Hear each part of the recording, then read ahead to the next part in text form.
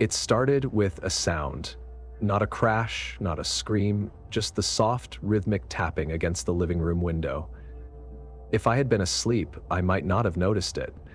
But I was sitting alone in the dark, nursing a late-night cup of coffee, enjoying the rare silence that came when the kids were asleep and Melissa had gone to bed early.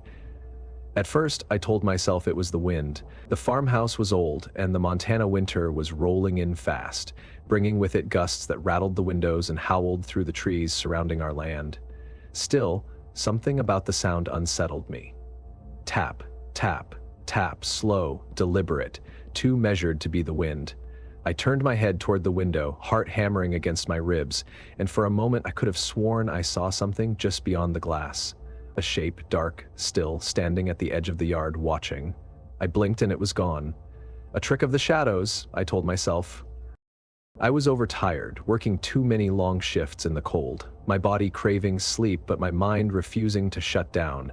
I finished my coffee and went to bed, telling myself I was being ridiculous. But the next night it happened again.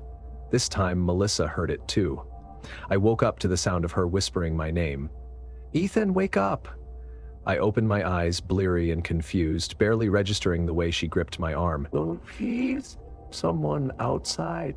Those 3 words burned through my sleep-addled mind like gasoline on an open flame. I sat up, listening. The house was silent except for the wind outside. I was about to tell her she must have had a bad dream when... tap, tap, tap. I stiffened. It was the same sound from the night before. Melissa clutched my arm. "You hear it too, don't you?" I nodded, slipping out of bed as quietly as I could. I grabbed my phone from the nightstand and crept down the hall. The floorboards groaned beneath my feet, the old house betraying my every step. As I reached the top of the stairs, I saw it. A figure, standing at the edge of our yard just beyond the tree line. It wasn't moving, it wasn't making a sound, it was just watching. A sick, crawling dread slithered through me. I wanted to believe it was some hunter passing through, some drunk local lost on his way home, but deep down, I knew better. I turned on the porch light. The figure stepped back, melting into the darkness like it had never been there. By the time I reached the front door, flashlight in hand, the yard was empty. The only sound was the whispering wind through the trees. For the next 3 nights, we heard it again, the tapping. The figure standing in the shadows, always watching. By the 4th night, Melissa refused to sleep until I had checked every door and window twice. "I don't like this, Ethan," she murmured as I climbed into bed beside her. "What if they're trying to see when we're home? What if they're planning something?" She was right, of course. The thought had been gnawing at me since the first night. This wasn't random. Someone was testing us. That night, I sat in the dark, watching the window, waiting. But nothing happened. No tapping, no figure, just the wind and the stillness of the house. For a moment, I thought maybe it was over. And then, at exactly 3:12 a.m., the front doorknob rattled. I was on my feet in an instant. Melissa sat up, eyes wide with panic. "Did you hear that?" she whispered. I grabbed the baseball bat I kept under the bed and crept toward the stairs, my pulse hammering in my ears.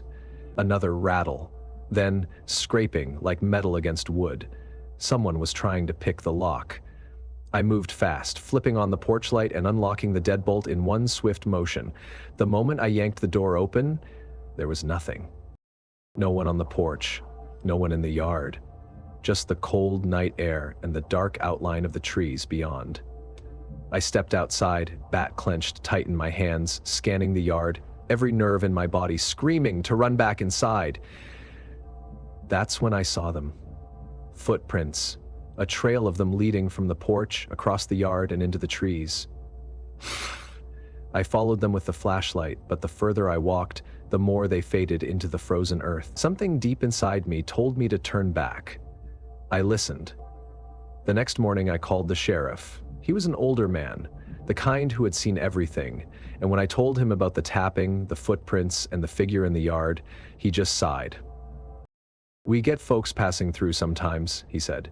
"Drifters. Some are just looking for shelter. Others, well, not all of them have good intentions." "What do I do?" I asked. "Keep your doors locked. If they come back, call us." That was it. That night, I triple-checked every lock, every window. I moved Dylan and Grace into our room, telling them it was like a fun family sleepover. Melissa and I lay in bed, neither of us sleeping, listening to the silence. At 2:47 a.m., the tapping started again, only this time, it wasn't coming from the window, it was coming from the back door. Melissa gripped my hand, her breath shallow. I reached for the bat, my entire body tense. Then, bang, the back door burst open. I don't remember running down the hall. I don't remember grabbing the shotgun from the closet. All I remember is standing in the kitchen, staring at the shattered door, heart pounding so hard I thought my ribs would crack. The house was silent. Then, footsteps. Heavy, slow, coming from the hallway. A shadow moved just beyond the doorway. I raised the shotgun. "Get the hell out of my house!" The figure didn't stop. It stepped forward, and for the first time, I saw them clearly. A man, tall, masked, wearing dark clothes. He didn't speak. He didn't flinch. And then, behind him, another figure, and another. 3 of them. I cocked the shotgun, my hands shaking. I swear to God, They moved. Fast, I fired. The blast lit up the kitchen, but they were already gone, shadows slipping through the broken door. The sound of their footsteps vanished into the night. I stood there, chest heaving, staring at the empty doorway. Then, Dylan's voice behind me. "Dad?" I turned, barely able to breathe. He was standing in the hallway, eyes wide with fear. Melissa appeared a second later, holding Grace tight. We didn't sleep that night. We didn't sleep for a long time. The police arrived 20 minutes later. They searched the property, found the footprints, found signs that the locks had been tampered with. But the intruders were long gone. And they had taken nothing. No valuables, no cash, just our peace of mind. The sheriff gave me the usual advice: install cameras, reinforce the doors, keep a gun nearby. None of it made me feel any safer, because deep down I knew they weren't here to rob us. They were here to see how far they could go. And the worst part? I had a feeling they weren't done yet. I wish I could tell you that we moved after what happened that night, that we packed up the kids, threw everything into the truck, and put as many miles as we could between us and that house. But life isn't a horror movie where people make the smart decision and get the hell out. Life is bills, mortgages, and responsibilities. Life is a sheriff who tells you it was probably just some drifters. They won't come back. Life is convincing yourself that your home, your sanctuary, isn't ruined by a single night of terror. So we stayed. The locks were replaced the next morning. I installed motion sensor lights, cameras at every entry point. I barely slept, sitting up in the living room, shotgun resting across my lap, watching the front door like a hawk. But after a few weeks, nothing happened. No tapping, no figures in the yard, no attempted break-ins. Melissa started to relax again, though she still flinched at every unexpected noise. The kids didn't understand why they weren't allowed to sleep in their own rooms anymore, but we made it work. Life moved forward, even if I still felt like something was watching. When Melissa's sister invited us to spend a weekend with her family in South Carolina, I didn't hesitate. We needed to get out of the house, breathe different air. I told myself it was just a trip, that I wasn't running away. But I also knew that if Melissa asked to stay longer, I wouldn't argue. That's how I ended up in someone else's home, looking out of someone else's window, wondering if I was just bringing my paranoia with me.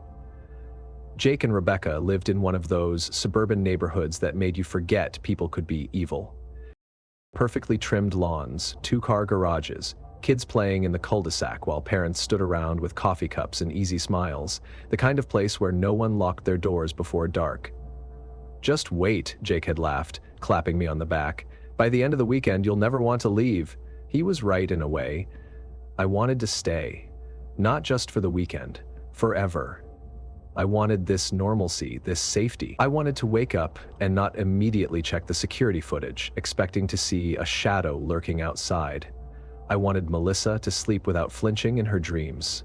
I wanted peace, and for the first few days I almost had it. Then I met Sam. We were sitting on Jake's porch one morning when he strolled up the sidewalk, carrying a basket of oranges like we were in a goddamn Hallmark movie. Late 50s, salt and pepper hair, a warm smile that showed just a little too much teeth. "New friends," he announced, voice too chipper for the early hour. "I was just telling Rebecca I had to meet you two." Melissa smiled politely, but I watched the way her shoulders tensed. She wasn't as easily charmed as I was. Not anymore. "Nice to meet you," she said, shifting closer to me. "We're just visiting."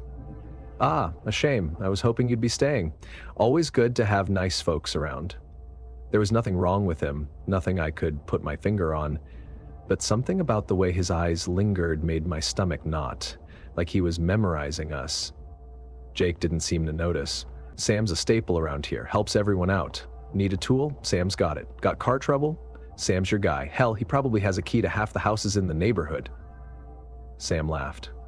Melissa didn't. I should have listened to her instincts. That night, something woke me up.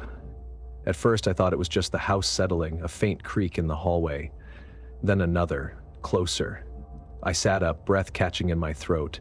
The bedroom door was open. I was sure, absolutely sure, that we had closed it.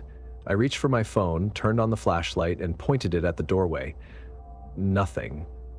I stood up slowly, heart hammering, and crept toward the hall. The floor felt like ice beneath my bare feet as I moved through the dark, my pulse pounding in my ears. That's when I noticed it. The attic hatch was slightly ajar. I didn't wake Melissa. I should have, but some stupid animal part of me thought that maybe, just maybe, I was overreacting, that the wind had knocked it open, that I had left the door open by accident. So instead, I grabbed a chair from the kitchen, climbed up, and pushed the hatch open. Cold air rushed down over me. I aimed my phone's flashlight into the darkness. The attic was empty. At least, that's what I thought. Until I turned the light toward the farthest corner. There, sitting on the wooden beams, was a watch. My stomach twisted. It wasn't mine. I climbed down so fast I nearly fell, slamming the hatch shut and bolting it in place. I locked the bedroom door, crawled into bed, and didn't sleep. The next morning, I showed the watch to Jake. "Recognize it?" I asked, keeping my voice casual. He squinted at it, rubbing his jaw.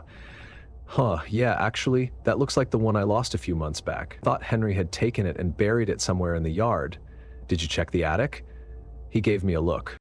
"Why the hell would it be in the attic?" I didn't answer. That night, I set up a camera in the hallway. I didn't tell anyone, not even Melissa. I needed to know. At 3:26 a.m., the motion alert went off. I sat up in bed, grabbed my phone with shaking hands, and played the footage. The video was grainy in the low light, but I could still see it. The attic hatch slowly sliding open, and then a figure dropping down into the hallway. Sam. My stomach dropped. He was standing there watching our bedroom door. He didn't move, didn't touch anything, just watched. Then, after what felt like an eternity, he turned and walked toward the front door. A second later, the video ended. I shook Melissa awake, my hands clammy. "We need to leave, now." She didn't argue. By the time the sun rose, we were gone. I showed Jake the footage before we left. He went pale, his fingers gripping the phone so hard I thought it might crack. "Call the cops," I told him. "Change your locks." He nodded numbly. Yeah, I will." I don't know if he ever did. But I know this. When I checked the neighborhood's Facebook page a week later, Sam's house was empty. No moving trucks, no for sale signs, just gone. And I can't help but wonder, how many houses had he been in? How many nights had he stood just out of sight, watching? I never told Melissa the worst part. That morning, when we packed up, I double-checked the attic before we left, and sitting there in the exact same spot I had found the watch was something else. My wallet. And I knew, without a doubt, Sam had been inside our room. He had been watching us sleep. We didn't stay long in South Carolina. After what happened with Sam, I couldn't shake the feeling that no matter where we went, no matter how perfect a place seemed, something was always watching. It wasn't just paranoia anymore, it was fact. First, the men outside our farmhouse in Montana, then the neighbor who had been creeping into someone else's home in the dead of night. What was next? Melissa didn't ask any questions when I told her we needed to leave early. She just nodded, packed our bags, and made sure the kids were buckled into the car. I could tell she felt it too. This growing awareness that the world wasn't as safe as we once believed. The drive home was quiet. I kept looking in the rearview mirror, expecting to see headlights following us, expecting to catch a glimpse of something I shouldn't. But nothing happened. The house was exactly as we left it, though it didn't feel like home anymore. It felt like a place we were simply waiting to leave. Then I got the call from my cousin Mark. At first I thought he was just calling to check in. He knew what had happened at our place, and we'd always been close.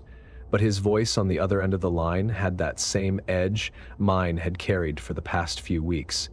"Something's wrong with the house," he said. Mark and his wife Anna had moved to a quiet town in Oregon about 6 months ago.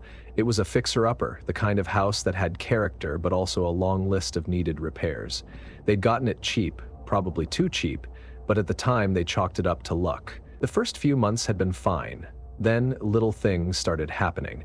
Mark was a practical guy, not one to jump to ghost stories or conspiracy theories.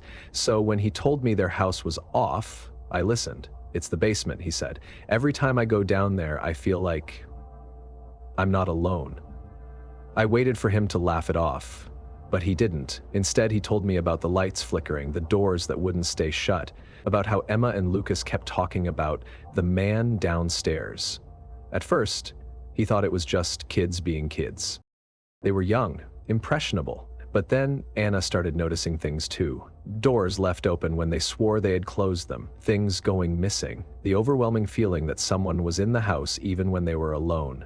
I didn't know what to say. I had just spent the last month learning that trusting your gut meant survival, that ignoring the creeping dread only let the real monsters move closer. Then Mark said something that made my stomach drop. "I was down there last night, checking the water heater," he muttered, "and I found something. Something I can't explain." I gripped the phone tighter. "What?" "A crawl space, behind an old bookshelf. And inside," he took a deep breath, "it wasn't empty." I flew out the next morning. Melissa didn't argue, she knew. Maybe it was a gut feeling, or maybe she had just seen the look in my eyes. Mark picked me up from the airport. He looked exhausted, like he hadn't slept in days. "I called the cops," he said as we drove toward his house. "They came, checked it out, nothing they can do, just told us to keep an eye out." I thought about the sheriff in Montana telling me the same thing, keep an eye out, as if we weren't already watching. When we pulled up to the house, I could feel it, that same wrongness I had felt standing outside my own home after the break-in. The air was heavy. Anna greeted me with a tired smile, but her eyes darted toward the basement door before she even spoke. We didn't waste time. Mark led me downstairs. The basement smelled damp, the cement floor cold against my feet. It was cluttered, half-finished, a place meant for storage, not for living. But someone had been living there. Mark pulled the bookshelf aside, revealing a small, dark opening. It was barely wide enough to crawl through, and the smell that wafted from inside was thick and stale.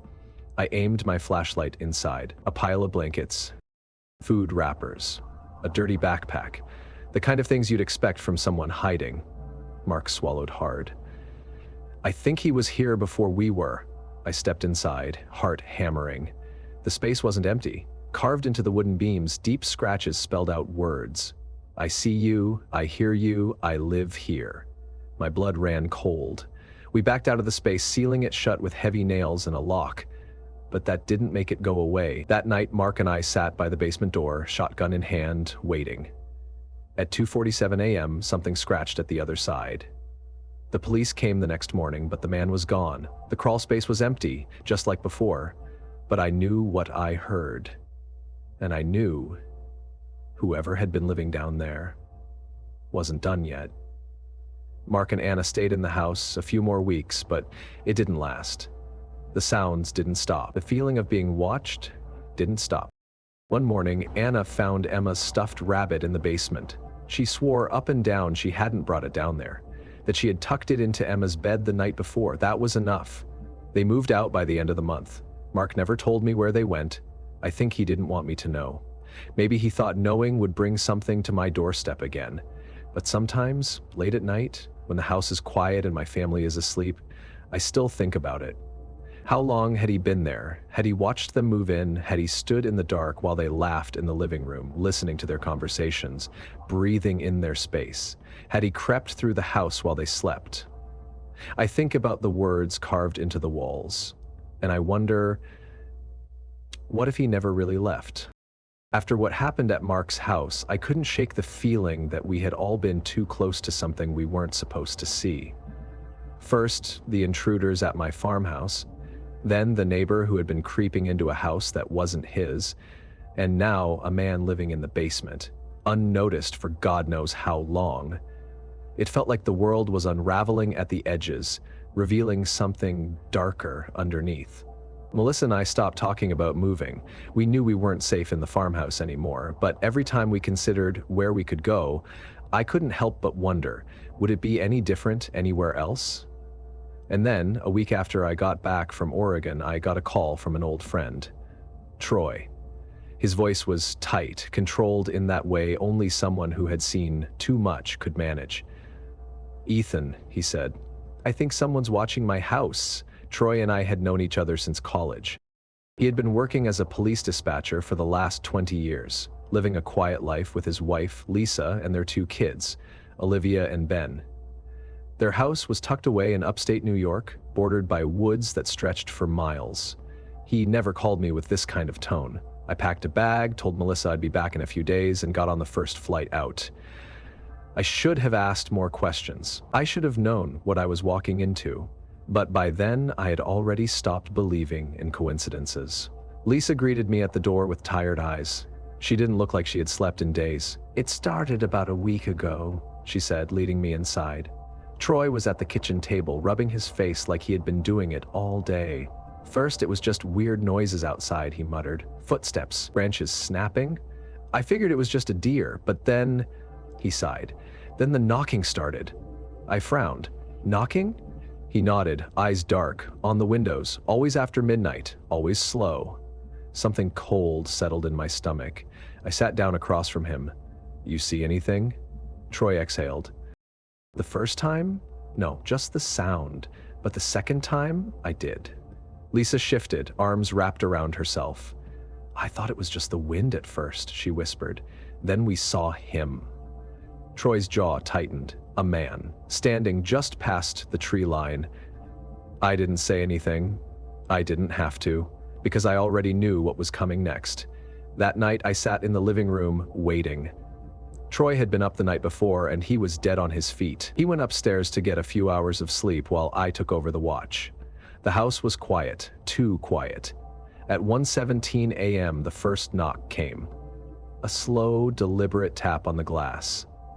I didn't move. Then another, and another. I turned my head toward the window, muscles coiled tight, and there he was, a tall figure standing just beyond the reach of the porch light, motionless, watching. I stood slowly, heart hammering in my chest, and reached for the light switch. The second the porch light flooded the yard, he was gone. No sound, no movement. Just vanished into the dark. I gritted my teeth, flipping the switch off. I knew the game now. At 1:22 a.m., the knocking started again. The next morning, we found footprints. They started at the edge of the woods and stopped directly beneath the living room window. No return path. No way to tell where he had gone. Ben found something else. A small pile of photographs half buried beneath the bushes. Pictures of the house, of the kids, of Troy and Lisa, taken from the woods, blurred like they had been snapped quickly. Lisa went white as she flipped through them. "We're leaving," she said, voice shaking. "We're leaving today." I didn't argue, but Troy did. He was done being scared, so he stayed. And that night, the wires to the security system were cut. I woke up to Lisa screaming. I grabbed the baseball bat I had left beside the couch and ran. Troy was already at the stairs, eyes wide, a gun in his hands. "Where?" I asked. He didn't have to answer, because that's when I saw him. A man standing at the bottom of the staircase. He was tall, wearing dark clothes, face obscured by a mask. Silent, still, watching. For a moment, we all just stared at each other. And then he moved. Troy lifted the gun, voice like a razor. "Don't you fucking move." The man took another step forward, and then red and blue lights flashed through the windows. The police. The man hesitated for half a second. Then he bolted toward the kitchen, out the broken back door. Troy and I chased him outside, but by the time we hit the yard, he was already gone, just like before, like he had never been there at all. The police searched the area. They found the footprints leading back into the woods and something else. A makeshift camp. A tarp strung between two trees, empty food wrappers, but the worst part? The photos. More of them. Lisa at the grocery store, Troy mowing the lawn, Ben and Olivia riding their bikes. He had been watching them for weeks, maybe months, but the man himself? Gone, and he was never caught. Troy and Lisa left the house after that. They didn't sell it, they just left. The place is still there, empty, sitting in the woods like a forgotten relic. The cops stopped patrolling after a while, the case went cold, the man was never seen again. But sometimes, when Troy and I talk, we can hear it in each other's voices. We know. Somewhere out there, he's still watching, waiting. And every time a branch snaps outside my own house, every time I hear something move in the dark, I wonder, is he watching me now, too? After what happened at Troy's house, I was done. Done with dark corners, with unseen eyes, with the kind of fear that coils around your ribs and squeezes until you can't breathe. I flew home, wrapped my arms around Melissa, and told her we were moving. No discussion, no arguments. She didn't fight me. By the end of the month, we had packed up the farmhouse and driven across the country, landing in the heart of Denver, Colorado. A city, a place with people, with streetlights, with walls between us and whatever had been following me. For the first time in a long time, I thought maybe I could sleep again. Then I met Mason. Mason was my new neighbor, a 29-year-old guy who had just moved into the townhome next to ours. Single, kept to himself, friendly enough, but not the kind of person who lingered for small talk. I only really spoke to him in passing. Until the night I found him sitting on his front steps at 3 a.m. Chain smoking and staring at his house like it had betrayed him. I almost kept walking, but something about the look on his face made me stop. "You good?" I asked. Mason exhaled smoke and shook his head. "Nah, man, I think my house is haunted." I should have laughed. I should have walked away. But instead I sat down beside him and said, "Tell me everything." It had started with the whispers. At first, Mason thought he was just imagining things. He'd moved in a few weeks ago and his townhome was old, full of quirks. The heating system groaned in the winter, the floors creaked when no one was walking on them. He chalked it all up to bad insulation and an overactive imagination. But then the voices got louder. They didn't come from the walls or the pipes, they came from the vents. Soft at first, murmurs, almost like a conversation happening just out of earshot. But after a few nights, they started saying his name. "Mason. Mason, are you listening?" His skin crawled. "I thought it was a prank," he told me, like maybe someone had hacked into the HVAC system or something. But it kept happening, every night around the same time. I shifted, the hairs on my arms standing up. "Did you check?" Mason laughed, but there was no humor in it. "Of course I checked. Every vent in the house. I even stuck my phone inside one and took pictures." I waited. "And?" He swallowed. "Nothing, just dust."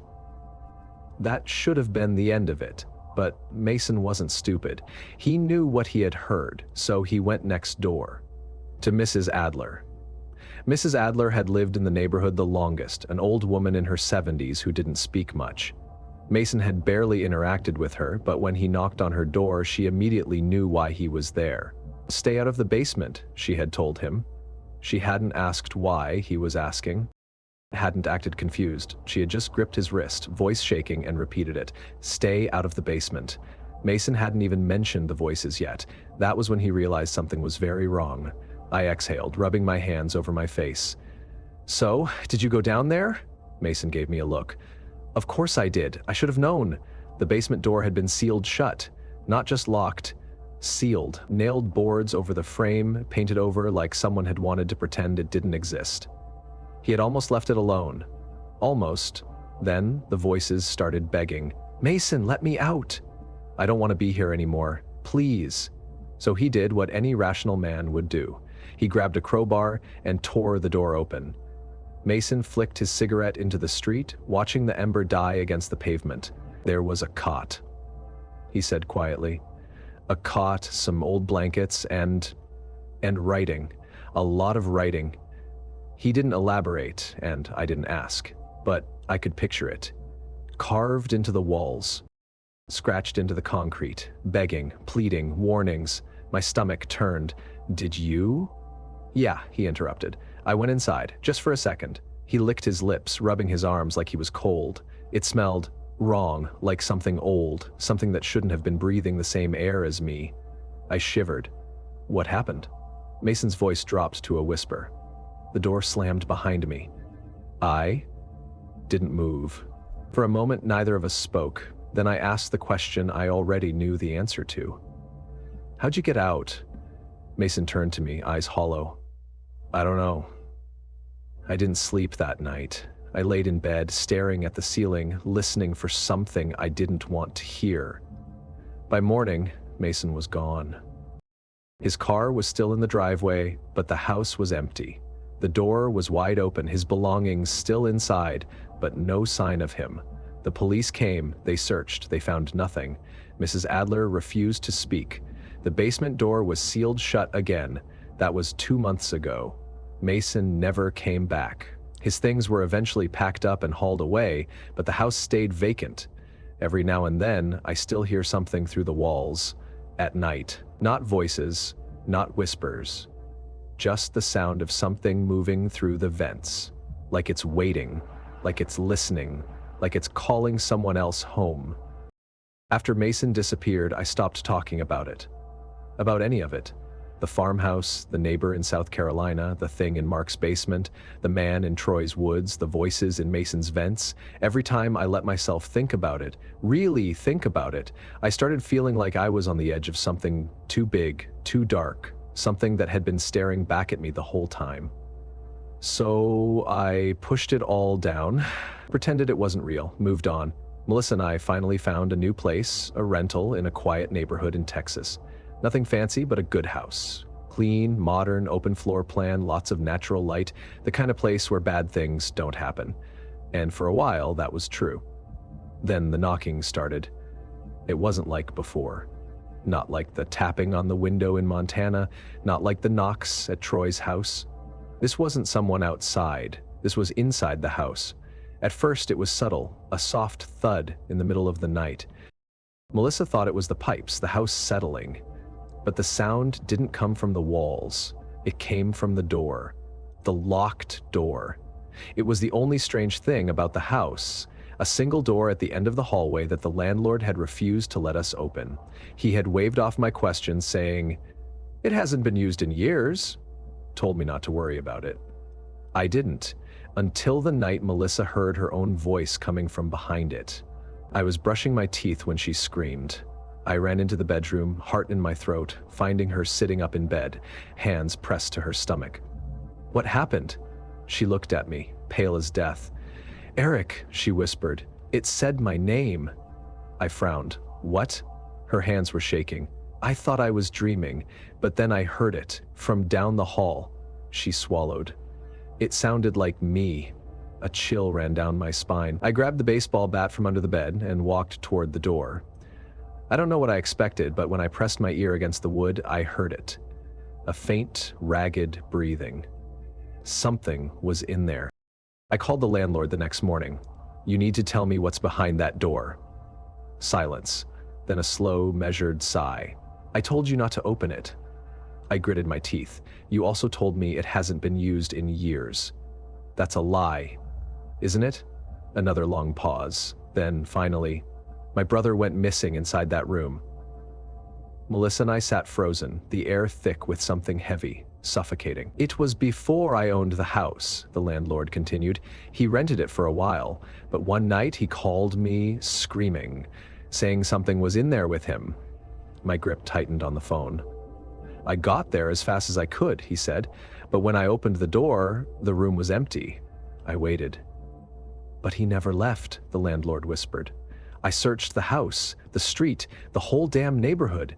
No one ever saw him again." I swallowed. "So you just locked it?" He let out a breath. "It was the only thing I could do." I didn't answer. because I already knew what I was going to do next. That night, I broke the lock. Melissa begged me not to, but I had to see, had to know if we were living with something we couldn't see. I braced myself, expecting something awful, a body, a tunnel leading somewhere impossible, but when I pushed the door open, the room was empty. Nothing but a single wooden chair facing the wall. The air was stale, thick with a smell I couldn't place. Something old, something wrong. My skin prickled, every instinct screaming at me to get out. Then Melissa gasped. I turned. There, on the far wall, was a message. "Welcome back," scratched deep into the paint. The room had been waiting. For who? For me? We moved out the next morning. I never went back, but I still dream about it. The locked door, the empty chair, the message waiting for me. And sometimes, when I wake up in the middle of the night, I swear I can still hear it. The slow, steady knocking, coming from the other side of the wall. If there's one thing I've learned from these stories, both my own and the ones I've witnessed, it's that danger doesn't always come in the ways we expect. We grow up fearing the obvious threats, the masked intruder, the stranger in the alley, the shadow in the night.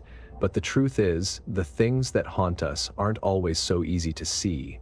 Sometimes they tap at our windows, watching from the darkness. Sometimes they smile at us from across the yard, pretending to be our friends. Sometimes they hide in the walls, in the floors, in the spaces we never think to check, until it's too late. So if you take anything away from these stories, let it be this: trust your instincts. If something feels off, don't ignore it. If you hear footsteps in the night when you know you're alone, check. If your child tells you they saw something that shouldn't be there, listen. If you wake up with the uneasy feeling that someone has been in your home, believe it. We want to feel safe.